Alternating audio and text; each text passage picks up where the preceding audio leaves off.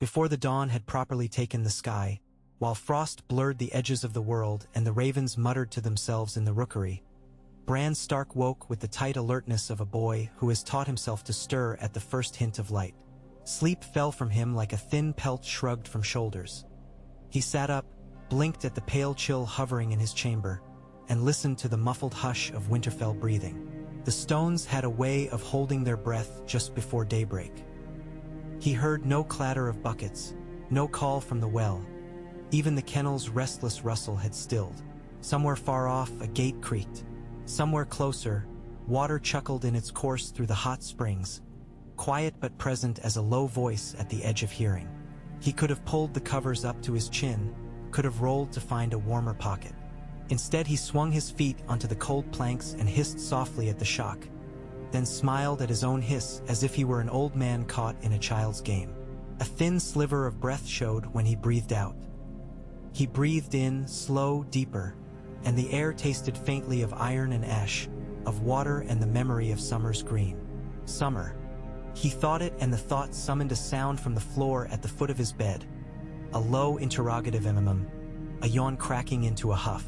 The wolf rose in a tangle of long legs and stretched until his spine rippled.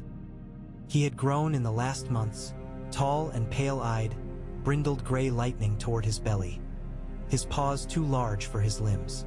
Bran reached to rub the space behind an ear where fur thinned and warmth lay close, and Summer leaned into the hand with a weight that was its own answer. "Up," Bran whispered. He did not need to say more.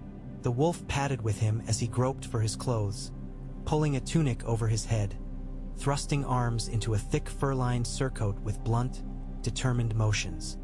He laced it crooked and shrugged. Straight laces could be a matter for later. He should not have been awake yet, but the hour between night and day was his and the crows and the pale faces in the godswood.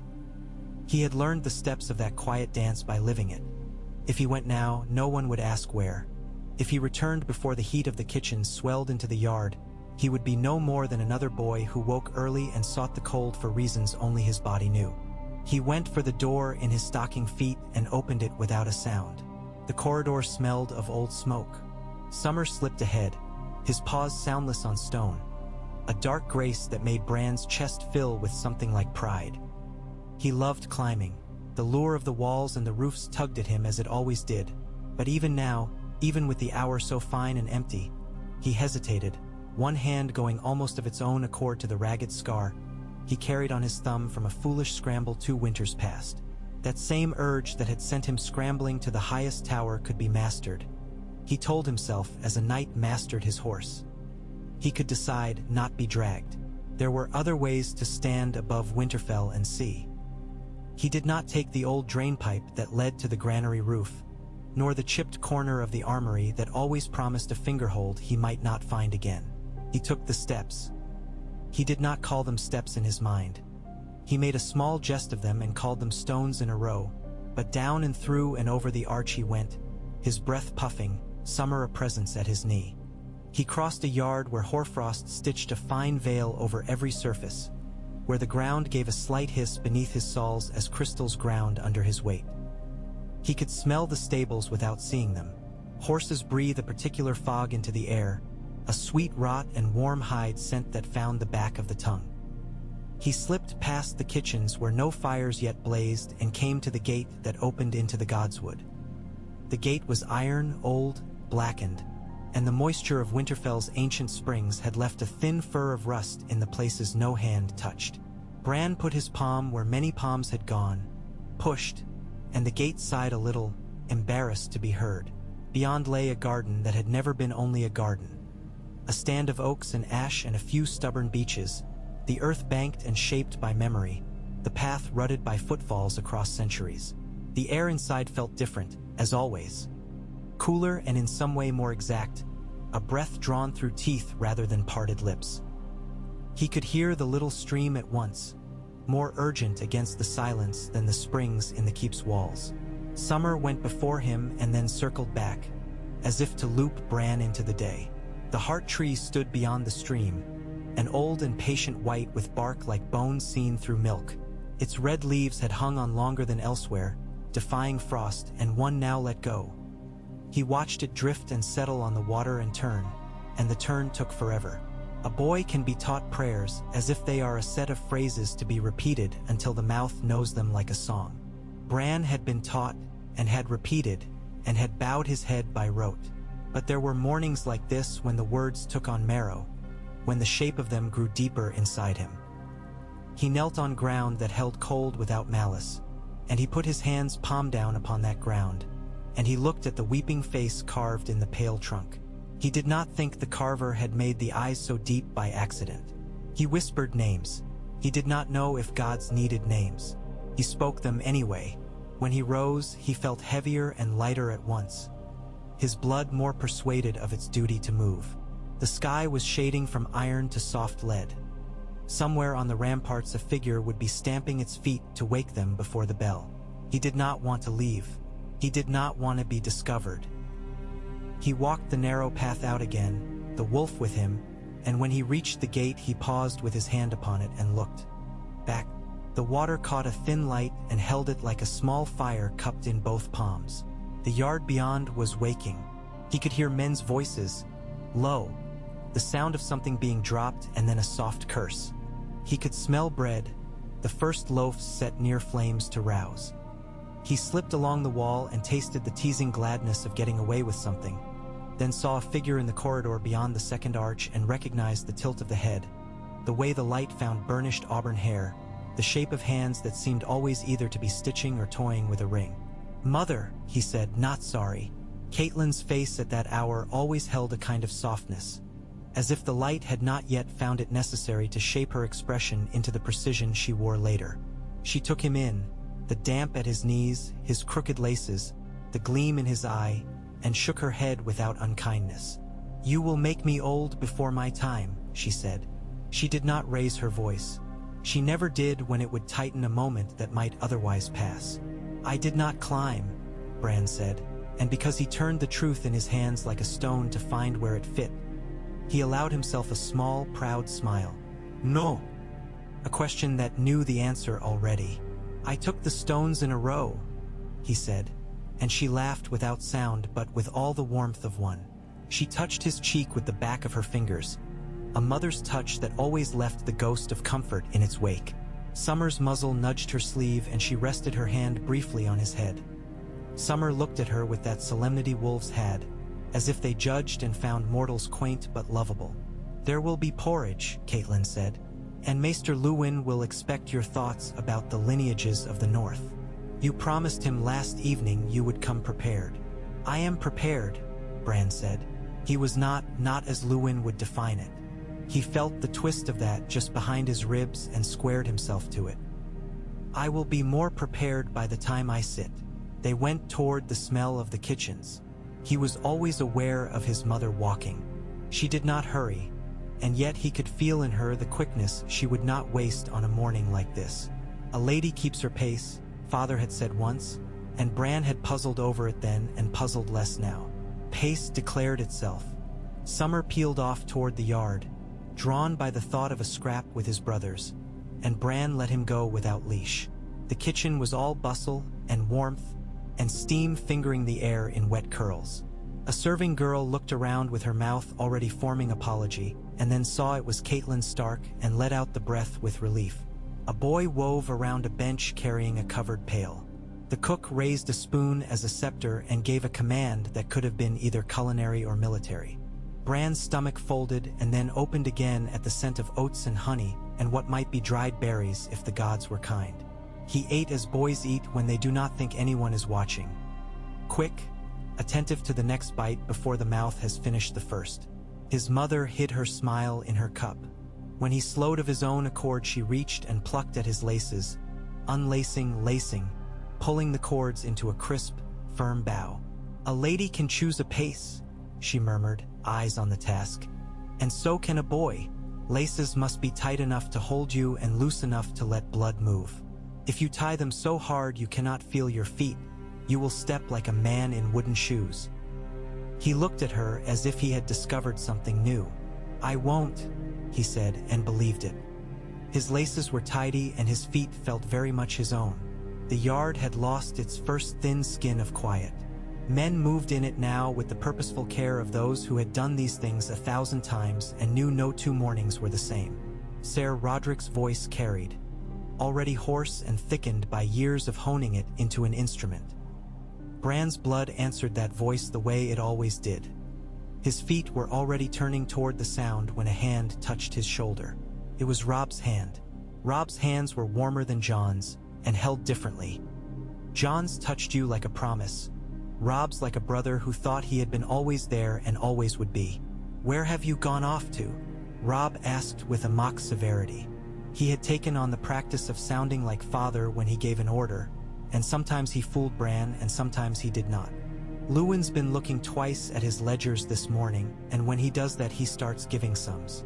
"I will not be summed until after I am bruised," Bran said. "Are we to shoot or to set shields?" "To both," Robb said, grinning. "And then Ser Roderick will teach us humility with sticks." He flicked his eyes to Catelyn and tipped his chin. In that small motion Bran saw the man Robb would be. There was something in Robb's face that had not been there a year ago, a line that had nothing to do with frowns. "Mother," Robb said, softer, "we will not break him too badly." "You will not break him at all," Catelyn said, not unkindly, and walked on. Bran watched her go and felt the small ache that followed her always, the wanting to prove something fine and solid enough to set between them, a work presentable to a mother's eye. The training yard kept no secrets. Its ground was clean of drift or moss. The rasp of wood and the slap of blunted steel had scoured it. Gray wind came loping at Robb's heel and threw his head up at Summer, a call that was also a question. Summer sprinted. They collided with shoulder and chest, and the sound they made was thick, not loud, the sound of young strength. Ghost hung back near a post, his red eyes thoughtful, his white coat catching light as if it made its own. Jon knelt with him and rubbed at the ridge of bone on his head. Bran's heart lifted that way it did around them, as if the world had made a set of pieces to fit together, and by some mercy he held. One. He shot poorly at first and then better. Robb shot well and said nothing about it. That was the way Robb handled ease. Theon was there as he often was, making laughter loud enough to be a banner. He drew the bow as if the bow were there only to be drawn, and loosed the arrow with a shrug that somehow always landed near the center. He could smirk with his eyes. Bran saw the small tightening of the corners of Jon's mouth at that. Jon did not love Theon any more than Ghost did. When Bran looked away from Theon, Jon's somber face eased, and he spoke a small quiet thing about breathing that Bran tucked away at once. "Do not snatch at the breath," Jon said, steady as a cellar. "Let it come and then go, and in that going let your fingers choose the time. The hand knows when before the head does." He had said it before. Bran never minded hearing it again. He did what Jon said, and the next arrow landed nearer to the ring he sought. He did it again, and it kissed wood where the paint had been worn thin by better archers. Ser Roderick's beard twitched like a living creature, and he grunted a sound that could be approval in another man. "You think with your hands," Ser Roderick said, moving past, his stick tucked under one arm as if it had a will. "All Starks do, but there is a mind in the shoulder too. Remember that when you parry." It was one thing to plant his feet in the shooting lane and another to square himself in the dust and meet a moving stick. Bran took the stick, felt its weight, and imagined it as a thing alive, hungry and die-hard. The first touch of Ser Roderick's own staff on his was like being tapped on the nose, even though no part of him had been touched. "There," Ser Roderick said when he stumbled. "And there, and so, and see how it makes you show your ribs? Are you a cook with a knife? Will you carve yourself for me?" He laughed, despite himself, even as his wrists stung, even as he learned the step that would have prevented the sting. Jon took a turn, quiet as always, and was knocked from his feet once and found his way back and then did not fall again. Robb's face was flushed and open in the way of a boy who wanted every lesson. In him Bran saw a reflection of his own eagerness, broadened and burnished by 2 years. By the time Roderick called for water their shadows had shifted a finger's width, and Bran had collected 4 new bruises to add to the map upon his shin. They drank from a bucket that smelled faintly of iron and oak and laughed at Theon's pretense of pain. Theon let the laughter work on him as if it made him taller. Ghost nosed Bran's wrist and he let his fingers wander through the wolf's thick fur. In that small, ordinary motion something stirred in the back of his skull. An awareness, a listening that was not exactly hearing. He did not name it. If he named it, it might hush. "Your laces are straight," Jon said, deadpan, and Bran made a face and then smiled. They had 100 little jests between them. Like stones in a pouch one could always reach for and find the right size. "Maester Luwin," Robb said, and nodded toward the rookery tower, where the gray line of a man's figure had been etched against pale stone. Luwin had the gift of raising an entire yard by doing nothing more than reminding men of their obligations without speech. Bran wiped his palms on his trousers and gave the staff to the boy who would replace it on its pegs. Summer trotted with him, alert, dignified. When he glanced back, Robb was listening to Theon tell some tale already half real in his mouth, and Jon had knelt with Ghost. His head bent so that his hair fell forward like a curtain. The rookery was warmer at the top than anywhere else in the castle, but the heat was not the genial fullness of a hearth. It was the damp, persistent warmth of the springs, moving through stone and filling the air with a smell unlike any other. Feathers, droppings, old parchment, and something like pepper. The ravens muttered and piped and fluffed themselves, intelligent black punctuation against the gray arches. Luwin stood by his table with a small bundle of wax tablets, his chain bright against his tunic, each link a different metal and each blur of light a lesson. "You are late," Luwin said mildly, "which means you will work quickly to catch your lateness up, lest it become a habit and eat your future." Bran swallowed a smile. Luwin's mildness was not softness. It had a way of setting the hand like a keel. He took his seat on the bench and, because he had said he would be prepared and had not prepared, he lowered his head and set himself to listen as attentively as he knew how. "Tell me," Luwin said, tapping the first tablet. "The bannermen of the north. Begin with those who will be at our gate if we call them, and end with those who will make us call twice." Bran spoke the names he knew. The great Jon, who laughed like thunder and wore his temper as if it were a cloak. The Umbers with their axes. The Karstarks whose name had been carved cleanly long ago. The Manderleys with their green towers rising from salt flats. The Dustons, the Boltons. He said them with pride and with haste, and Luwin stopped him when his pride got ahead of the accuracy of the tale. "Remember that a name carries a history," Luwin said, and his fingers, deft and square, drew a map on wax. "A history carries debts. Debts become banners in winds. Know what wind a name has felt." He made a small dot near the sea and turned it into a tower with a few strokes. "The Manderleys. What do they owe House Stark?" Bran hesitated. He could feel, as he had felt in the yard, a thought that would be easier to grasp if he let his hands move. He balled them lightly and touched knuckle to knuckle. "A place," he said. "They were given White Harbor after they were driven from the south. They were given a harbor with their name in it, and they have never forgotten." Luwin's eyes crinkled. "And House Bolton," Bran said quickly, "not to be Edition have not always been loyal. Men say their halls still remember the flaying knives. They say when a Bolton looks at you it is to measure your skin." "Men say many things," Luwin said, "but in the remainder of the world, a man's sayings matter less than his doings, and a lord's doings must be known with care. Still, caution does not shame a prince." Next, the Serwins. He learned. He knew already that learning as Luwin taught it was not only naming. It was understanding that a map of the north could be a map of men as well, and that a river on a parchment could be a pledge. When he stumbled and guessed Luwin let him fumble long enough to feel the weight of not knowing and then gave him a name to lift it. His mind warmed to the work and filled with precise little hooks on which he might hang truths later. When Luwin set the stylus aside at last, the ravens were noisier and the yard below shone under a sun that had broken through cloud as if it had argued with itself and then remembered that it could. Bran's hand ached from writing. He liked the ache. It was a proof. There were times after lessons when Luwin would draw him into speech about stranger things, about numbers that lived beyond counting or about the way metal remembered the fire that shaped it. But this morning the maester cast a look past Bran's shoulder at the window. "We have letters," he said, and pointed with his chin toward the shelf where rolled parchment waited.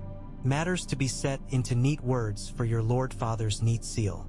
It would do you good to see how a castle speaks. Bran stood at once, because this was its own sort of lesson, and followed as Luwin lifted one roll and weighed it in his hand and nodded.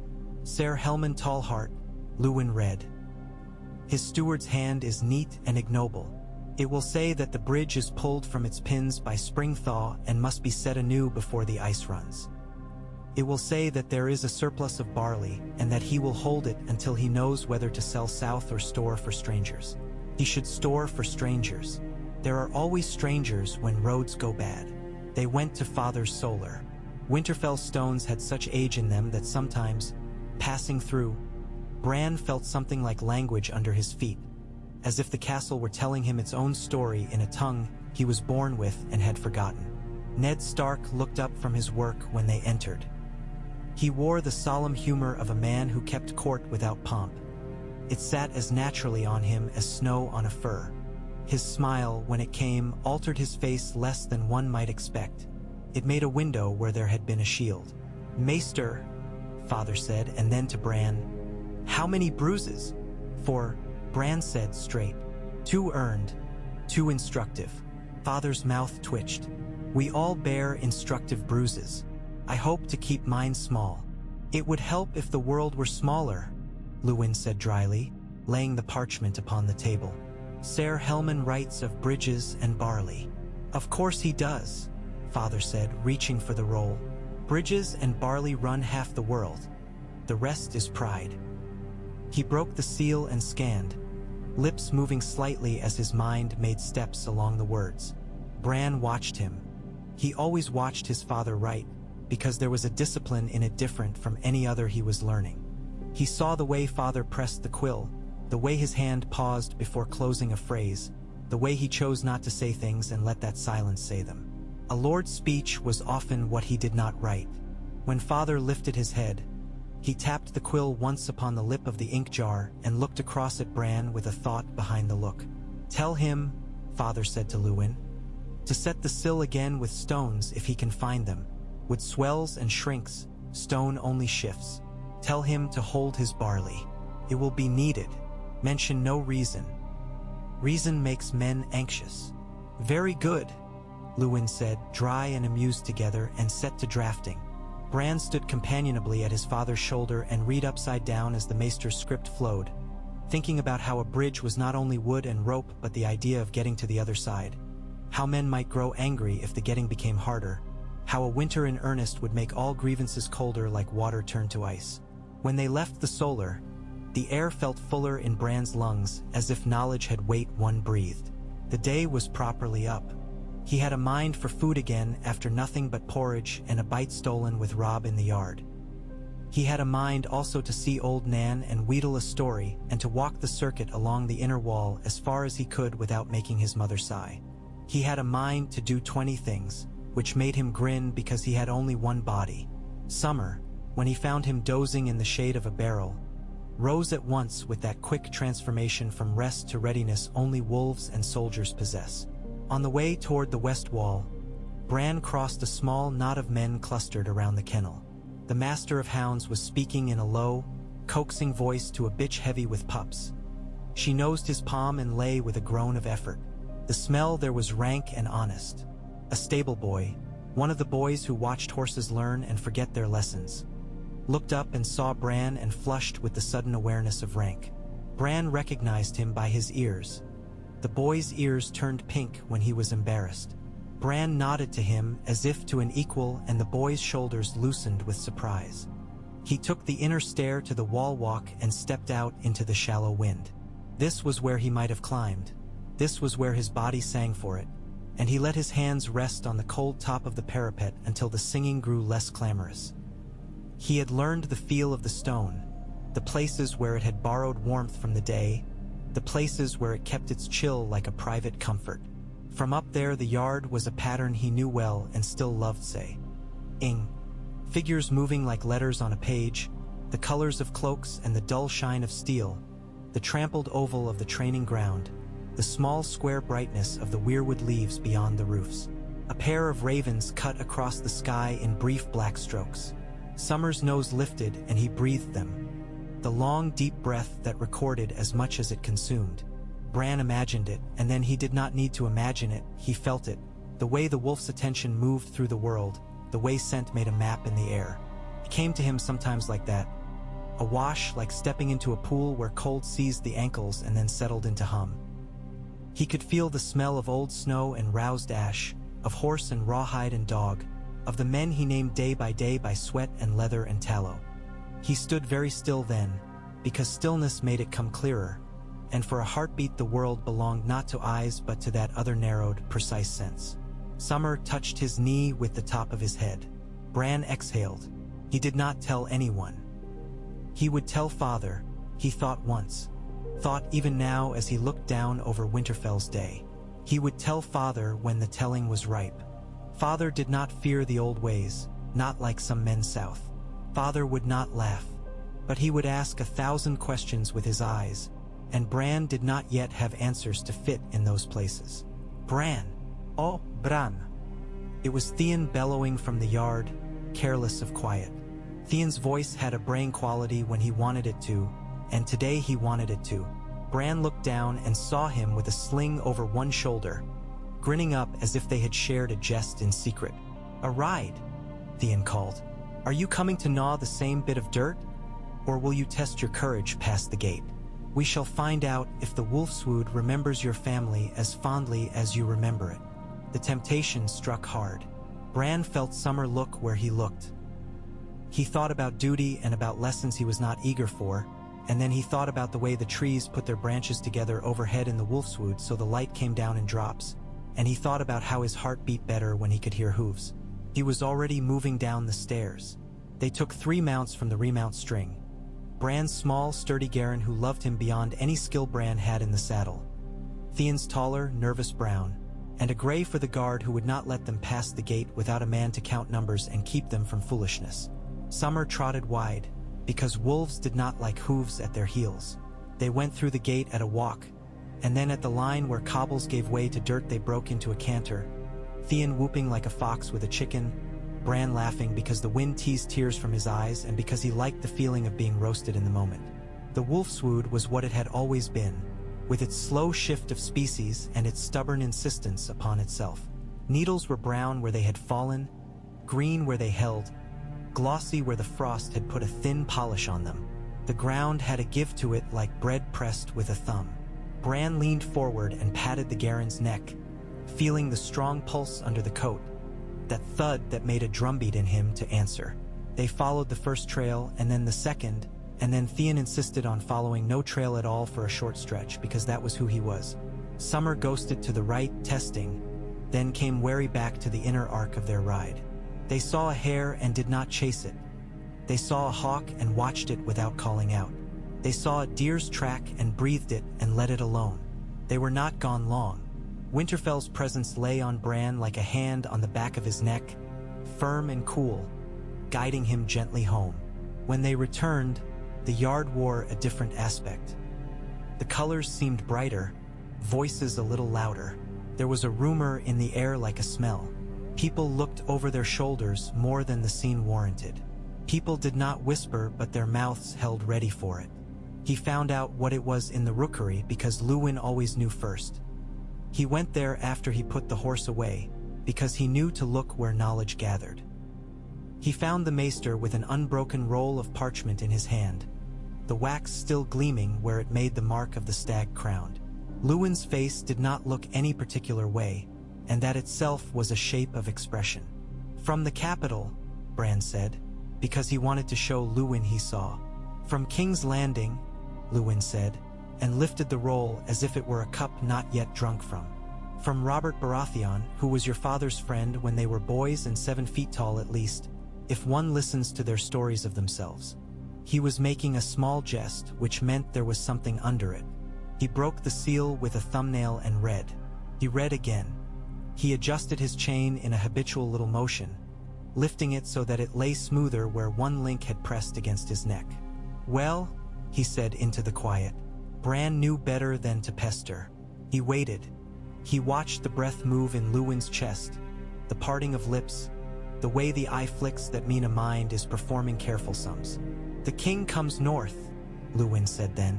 He set the parchment down as if it might misunderstand where it was. "He comes to Winterfell with his queen and his children and his guard and his counselors and the burden of being seen. He comes to your father as a man comes to his brother." Bran felt his heart make a clumsy leap. The king was a story that moved in the world.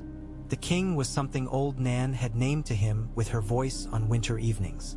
The king was also the man who had the power to take a father south. He looked to the window as if he could see south beyond the sky. "When?" he asked quietly. Luwin's finger ran to the place where the careful hand had written it. "The let are is 3 days old," he murmured. "The roads are fair. The king's pace is a king's pace. Within a fortnight.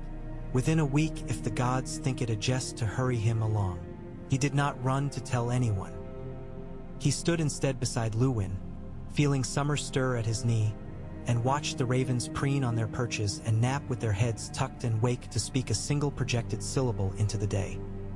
He watched Maester Luwin turn to his other table, where his ledger lay open already and his neat columns waited to be filled with oil and wheat and salt fish and joints of venison and casks of ale. He understood something then that he had not before without words, that a castle is not a place for a king as much as a place that makes itself ready to receive a king, and that the receiving of him is itself the work.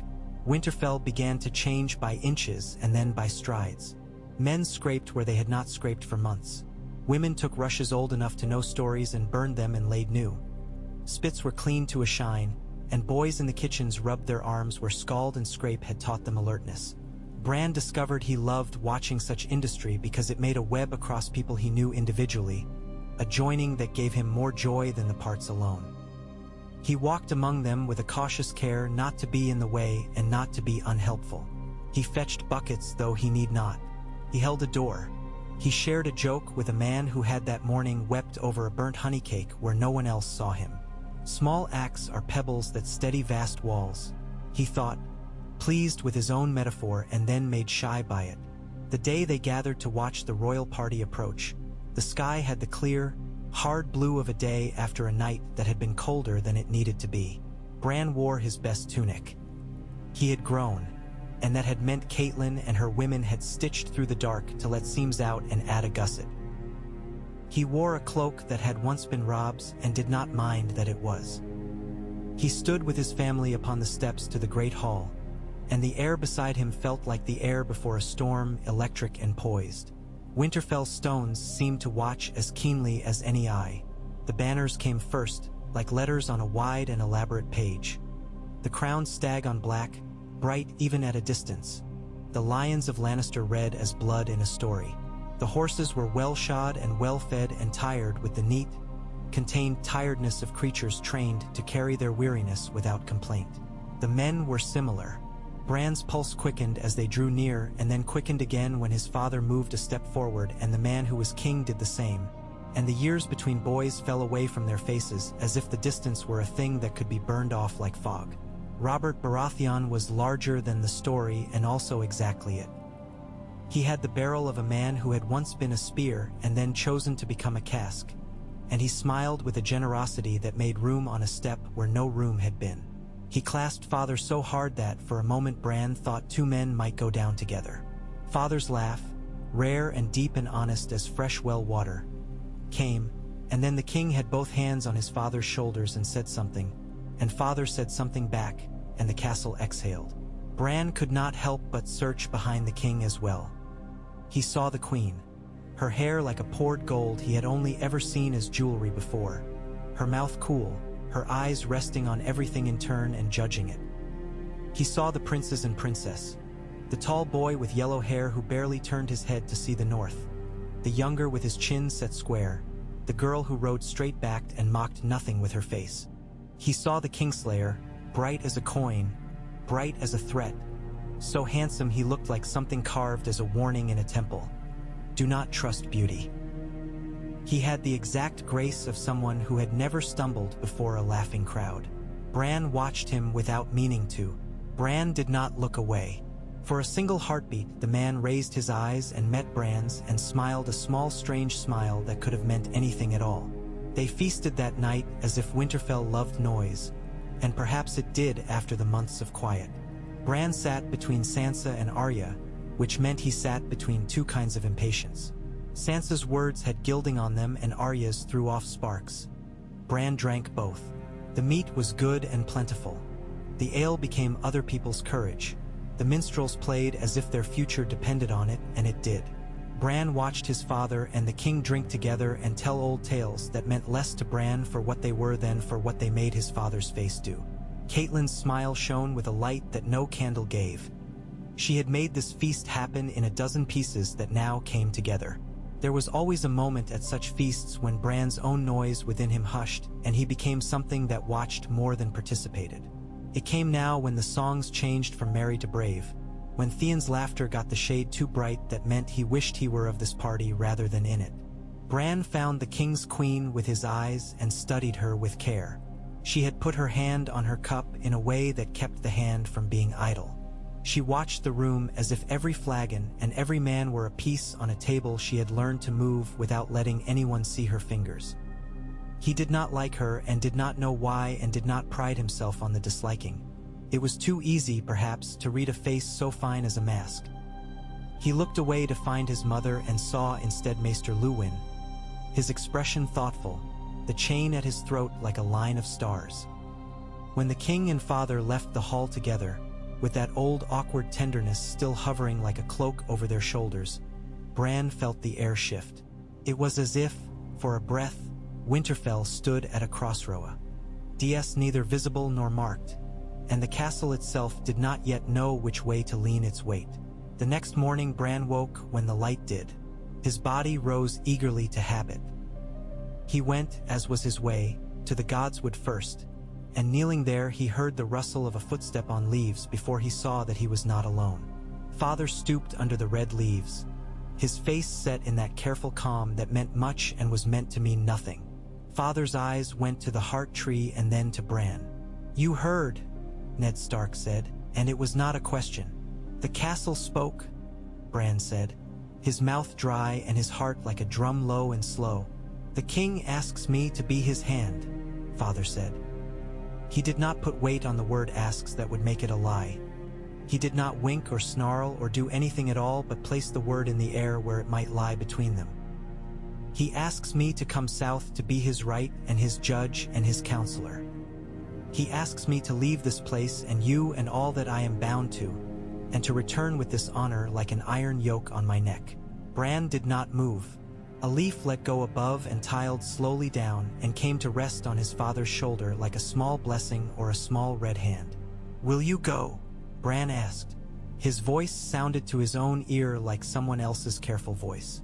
"I do not know," Father said, and then his face shifted and he smiled like a man who knows himself and does not love it. "I know." Bran swallowed. Behind his ribs something pressed outward, like a bird testing the bars of a cage with its body. "Who goes?" he asked, and hated the quickness with which his mind began to count. The South could have them, each and all. The South could take them and make them different. "Your sisters," Father said. "It will be good for Sansa. It will be good for Arya in ways Sansa would not understand. It will be education. I would take you, for love of you, because you would learn and because I would have you near." A father's wish is to keep his sons where his hand can find their heads. Bran's mouth trembled and he set his teeth against it. He could feel summer standing just behind him, radiating a patience that had nothing to do with human time. "But," Father said, and the word cut clean, "I have asked your brother to come with me." Bran forgot to be careful. The surprise flashed across his face too plain to be mistook. "Robb?" he said, and then he understood a little and felt that bird behind his ribs spread itself. "To learn as a knight," he said, guessing the game as it was shown to him. "To learn as a leader," Father said. "There is learning in the yard here, and he has had it, and there is learning under the frank eye of Ser Roderick, and he has had that too. But there is a way men learn when they are not on their own ground and not among those who would forgive all mistakes for love." He will be my shadow and my spear and my reminder of the north in that place." Father's eyes were on the trunk of the heart tree. He reached up and brushed the leaf from his shoulder without looking. "If I take him, Winterfell will need a Stark." Bran did not speak. He did not need to be told the words to make the thing true. He felt them come into him like a draft that warms where it runs. "If you are willing," Father said into the hush. "If your mother is willing. If the gods are willing, which they never say aloud. There will be men around you who will carry the weight you are not yet large enough to lift. Maester Luwin, Ser Rodrik. There will be eyes that will watch for you. There will be a council. I will be here in letters as in breath. But a castle needs a Stark in it, not as an ornament, but as a fact. Are you willing to be our fact, Bran?" The wolf brushed Bran's hand. Bran's mouth felt both dry and sweet, like the taste of an apple, hard and ripe. He thought about his laces and how his mother had said they must be tied to hold and tied to let blood move. He thought about Summer's patience. He thought about the map Luwin had drawn on wax, and the banner of Manderley by the sea, and the bridge at Tallheart that might be set with stone.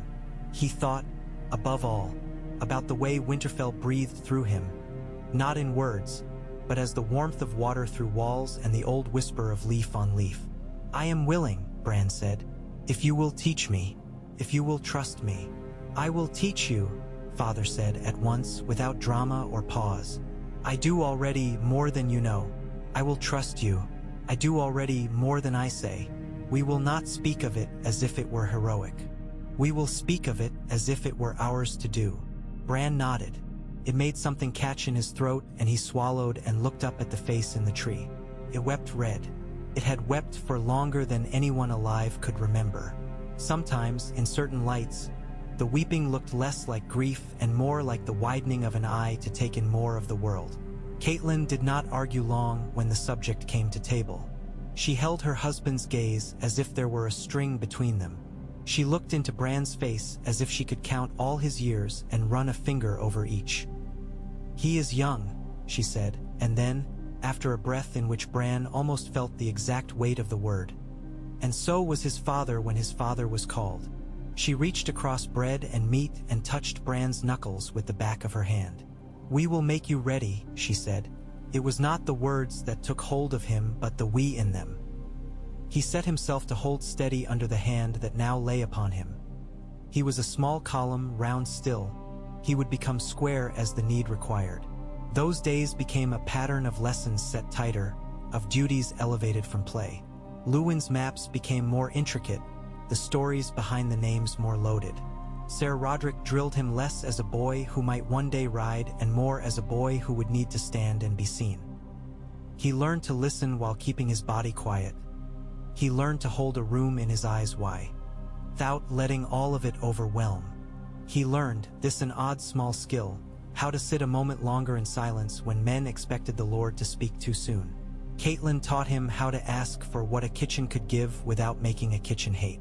She taught him that a kindness without witness is a stronger thread than a grand gesture where everyone sees, though both have their place. He learned, painfully, that sometimes a boy must scold a man older than his father, and that to do it well he must scold the deed and not the man. He shared the news with Jon in the yard, where news always felt more true. Jon's face changed in ways Bran knew because he had looked at it every day for years. A flicker of surprise, a quick adjustment to make space for pride and grief both, that small tightening. "Good," Jon said softly after a beat. "Good. You will be good. Summer will keep you honest when you are tempted to think too well of yourself." "You say that as if you know," Bran said in jest, and Jon smiled, slow, the smile that altered the set of his mouth and not his eyes. "I do," Jon said. "A wolf is not as impressed by a chair as a man can be." The king lingered. He hunted in the wolfswood and returned with boars that made the kitchen swear even as it exulted. He drank with father and with men he found congenial and did not drink with those he did not. He laughed like one who wanted to convince the room it had never known laughter before he came. He pinched cheeks he should not, and in all he did and did not do he seemed to Bran both immense and very human. Jaime Lannister shone in his wake. The queen bent conversations around her without anyone noticing the bend until they stood aslope. Tyrion Lannister, the small man with the eyes that missed nothing, wandered the castle with Ghost at his heels sometimes and sometimes alone, and asked Bran a question or two as if he gathered questions for coin. Bran answered them politely. He liked Tyrion better than he wanted to like a Lannister and did not let the liking take his hand. Once, in the yard near sundown, the Kingslayer paused where Bran watched Robb spar with a man from the King's party. He stood beside Bran with the kind of ease men display when they are never challenged anywhere and thus practice continually the art of not being challenged. "You look as if you would be anywhere else," Jaime said, not looking at Bran. His voice was lazy, as if every word had been laid down on a silk cushion before being uttered. "I would be where I am," Bran said, not letting impatience show. "If I were not here, I would be somewhere else, and there would be something there to watch if I could see it." Jaime's smile cut sideways. "Wise," he said, not entirely in mockery. "The North makes philosophers of its boys. The cold forces thought into shapes words can hold." Bran felt in himself then, strong, a disliking that had no barbs yet but would grow them if he fed it. He did not feed it. He said, as if it were nothing, "Do you think the world is a thing you can hold with a sword, Ser?" Jaime turned his head. "I know the world is a thing that opens for a sword," he said. "The rest is a matter for men who like to make plans." Bran did not answer. He kept his eyes on Robb, who feinted left and then lifted the sword high and brought it down in a way that made a better sound than most boys could make. Jaime watched too, and after a small while he shrugged. "He will do," he said.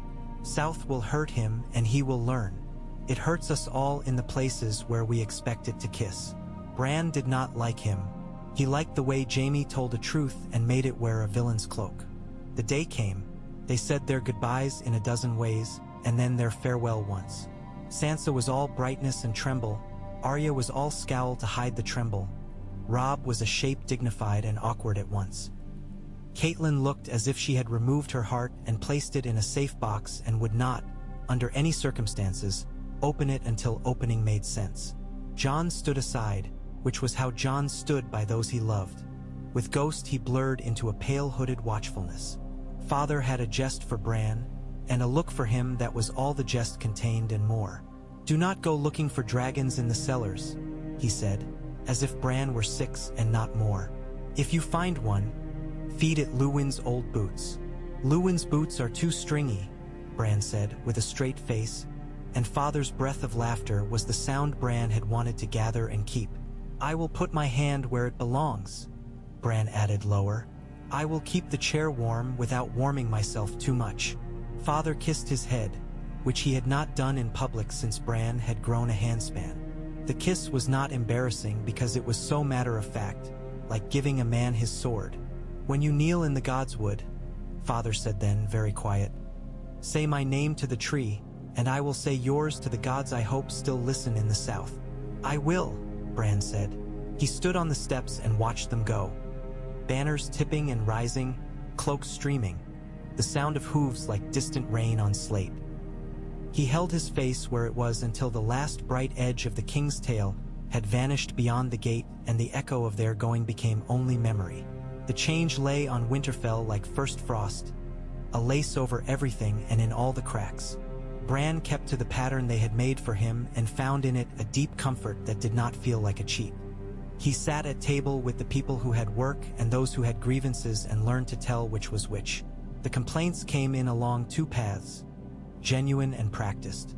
Each wore a different shoe. He learned to tell by the way a man stood whether he wanted coin or justice, meat or a small revenge. He learned that sometimes there were answers that made a problem smaller rather than solved, and that such answers were not cowards' answers if they kept an old wound from opening again. He learned that a firm word at the right breath could save a morning of waste, that letting a silence grow for one more heartbeat could bring forth a truth a second sooner. He made mistakes. There was the matter of the tanner and the shepherd, a quarrel so worn by retelling that the stones of the yard rolled their eyes when either man approached. Bran had decided on the second day that the smell of the tanner's trade did not make him less right, and he had been proud of that fairness. and he had then learned on the fourth day that the tanner's wife had cousins in the garrison who had been holding themselves just a shade apart at meal because of his ruling. He had called them aside and called them men and not boys, and said he had judged the matter as best he could, and if they wanted to try on the Lord's chair for a bench and see if it held under their weight. They had looked at him and then looked for a long moment at the chair, and then they had laughed, awkward and loosening. He learned that power in a place without laughter grows brittle as old bread. In the evenings he would sit with Caitlin in her chamber. She stitched. He read what Luwin put in his hands. He folded the parchment neatly when he finished and set it aside and took up another. The sound of her needle was an anchor. They spoke sometimes and did not speak more often, and the quiet between was the kind that made words better when they came. She never forgot to touch him as she passed, even if it was only a brush of hand over hair, a small living signature to end the sentence of a day. At night he dreamt, and the dreams grew to include a thing that had been at the edges of him for months. He dreamt of the gods wood more often than he visited it. He dreamt of standing at the water and seeing not the water but the way the water counted itself over stone, that soft eternal arithmetic.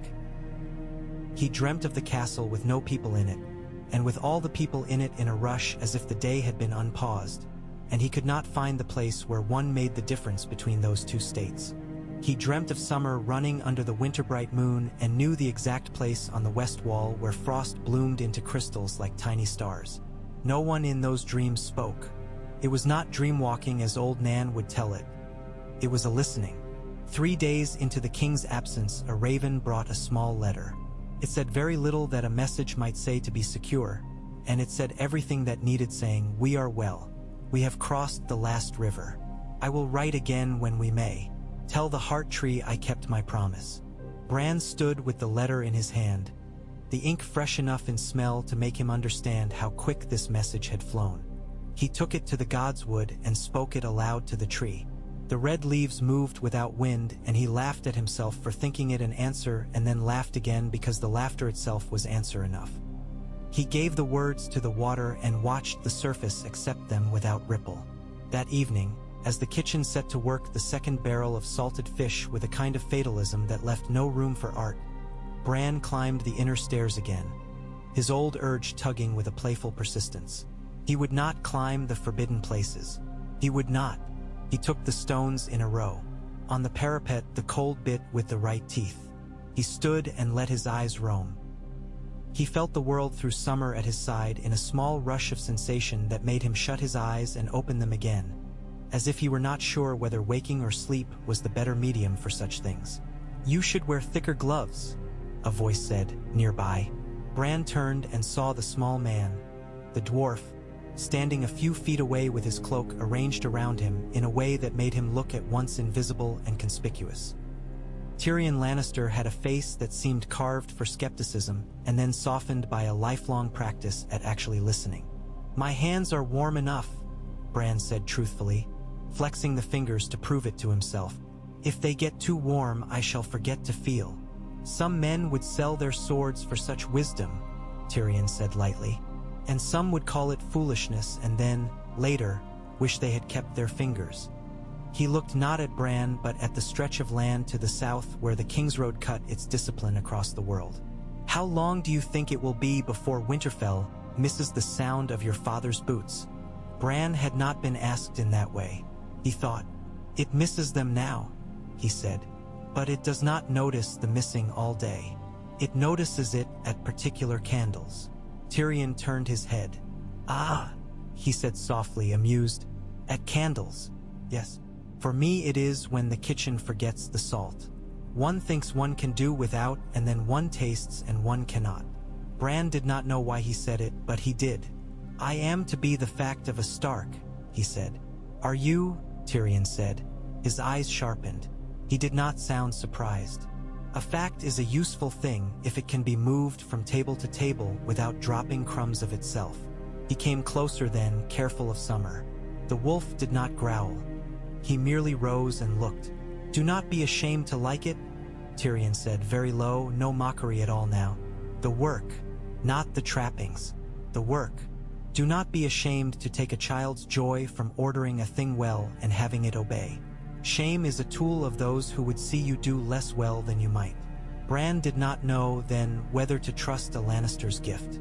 He took the words and put them in his pocket and promised himself he would let them touch nothing else until he knew how sharp they were. Winterfell gathered about him. The days began to knit into a winter no calendar could record, the winter of absence and humility, of old skills brought forward and sharpened. He learned to sit through a report on piglets as if it were the bells before battle. He learned to look a man in the eye and not be cowed by his years. He learned he could be tired all day and wake at night with a brain that spun. He learned to love, more than he had loved before, the walk he took at the edge of dark, where summer paced beside him and the wall's shadow lay a blue as full of color as a bruise. There were letters. There were always letters. He read his father's when they came and learned to read not only the lines but the absence of lines. Some were full of weather and feasts and old love. Some were careful in ways that meant the court was listening too closely. He did not ask Luwin to explain the latter. He understood now the need for letters that were two letters in one. Old Nan began to tell him stories without being asked, as if she understood that the boy needed the old scaffolding the tales provided. She told him about knights who had been good and then bad, about kings who had been bad and then worse, about women who had paid careful attention to the things men told them not to worry their heads about and had saved whole keeps thereby. She told him the story of the last hero under a blanket while the wind made the shutter shudder. Bran did not ask her to tell that one again, but he carried it with the rest. He slept, sometimes sitting in the chair that had been too big and was now transmuting, slowly, into something that fit him because he had learned how to occupy it. He would wake with summer's head on his foot, a weight that said more than a host of oaths. He would go, before even washing his face, to the window and look at the sky, and he would feel, in his heart, that same mixture of heaviness and lift he had felt the morning he told his father he was willing. Each day made the mixture a little different, and those differences pleased him the way small increments on a tally stick please a careful clerk. Word came from the south of tournaments and quarrels, of the queen's coolness and the king's warmth, of a boy prince whose anger was brittle as sugar and as quick to snap. The words came in snippets, carried by men who preferred to speak about the size of fish but could not help coloring their talk with what they had seen and heard. Bran listened. He kept his face the exact face of a boy listening.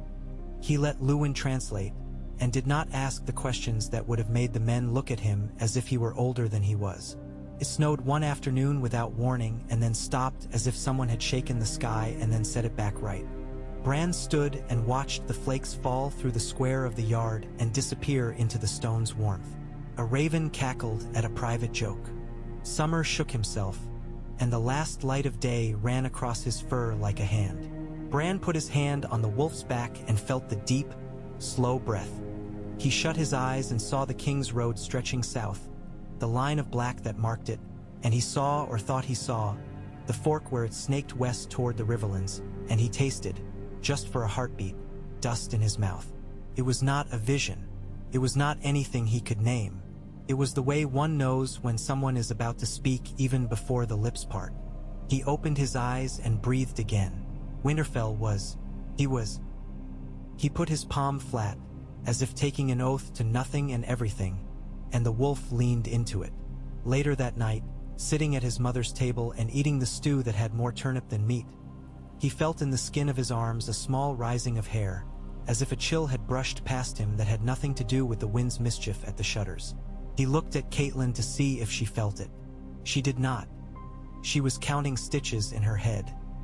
He looked at Luwin across the chamber and saw, just then, the maester's hand pause over the ledger. Luwin lifted his head and met Bran's eyes. They said nothing. The moment passed as if it had come only to wave and go.